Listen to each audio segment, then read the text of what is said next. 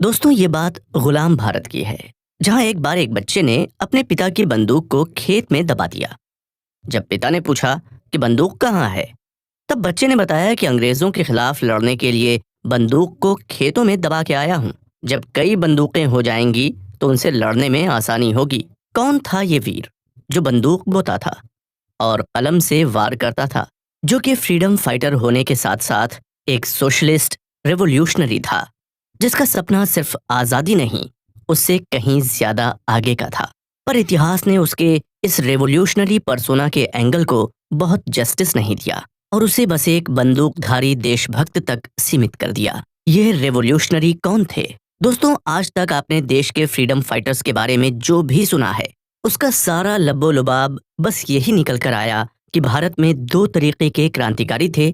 एक जो non violent थे, शांति से प्रोटेस्ट करके उन्होंने आज़ादी के लिए स्ट्रगल किया। दूसरे वो थे जो थे बड़े ही गर्म खून के, बात बात पर निकाल देते थे हैंडमेड पिस्तौल। बागी किस्म के ये नौजवान पढ़ते थे कार्ल मार्क्स, मूंछों पर ताव देकर शान से लड़ते थे ब्रिटिश हुकूमत के खिलाफ। इनके बारे में कहा तो ये जाता है कि ये योद्धा अपनी पिस्टल और बाजुओं पर ज्यादा भरोसा करते थे और शांति से इनका इनकलाब आना जैसे मुमकिन ही नहीं था।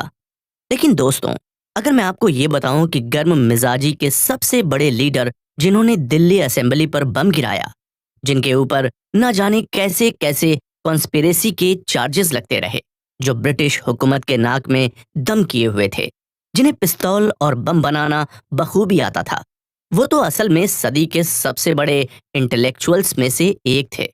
सिर्फ हथियार ही नहीं, उन्होंने कलम का जादू भी उतना ही बिखेरा। तो आखिर आज तक ये सच क्यों सामने नहीं आया कि उन्हें पिस्तौल की गोली से ज्यादा विचारों की क्रांति पर भरोसा था? तभी तो उन्होंने पूरे शान से कहा था कि बम और पिस्तौल से क्रांति नहीं आती, क्रांति की तलवार तो विचारों की शान पर तेज होती है। तो क्या यह योद्धा सिर्फ देशभक्त ही थे या उससे कहीं ज्यादा? क्या उनके विचार अंग्रेजी हुकूमत तक सीमित थे या वो सोचते थे इससे कहीं ज्यादा और आगे? इस योद्धा के बारे में ये भी शायद बहुत ही कम लोगों को पता है कि समुद्र सा गहरा उनका देश प्रेम तो था, उससे भी कहीं ज्यादा गहरा था उनका प्रिंसिपल ऑफ इंटरनेशनलिज्म। तभी तो जहां उनके कलम से देश प्रेम के गीत निकले, वहीं उनकी कलम से निकला एक वासुदेव कुटुंबकम का ये जज्बा। यहाँ कितना महान आदर्श है, हर किसी को अपना हो जाने दो, कोई भी अजनबी ना हो। वो कैसा सुंदर समय होगा जब दुनिया से परायेपन का भाव हमेशा के लिए मिट जाएगा। वो दिन जब ये आदर्श स्थापित होगा, उस दिन यहाँ कह सकेंगे कि दुनिया ने अपनी ऊंचाई को छू लिया है।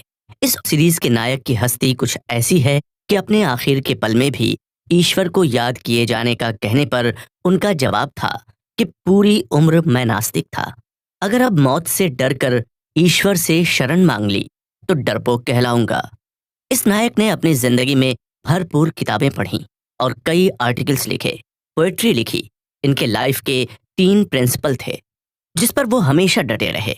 बचपन से ही तीव्र बुद्धि के यह योद्धा कई बड़ी इंटरनेशनल आइकन से इन्फ्लुएंस्ड थे। समाज और सत्ता को देखने का इनका नजरिया इनके कंटेम्प्रेरीज से बिल्कुल अलग था। आखिर इस वीर के जिंदगी में ऐसा क्या घटा जिसने इन्हें नास्तिक बना दिया? तो कौन है हमारे इस सीरीज के नायक जिनके 3 प्रिंसिपल्स कोई ठीक से न समझ पाया? उससे ज्यादा जरूरी, आखिर क्या थे ये 3 प्रिंसिपल्स जिसने इस हीरो को हर दौर के लिए रेलेवेंट और इमॉर्टल बना दिया? इस हीरो के लाइफ के अनटच्ड पहलू आगे के एपिसोड्स में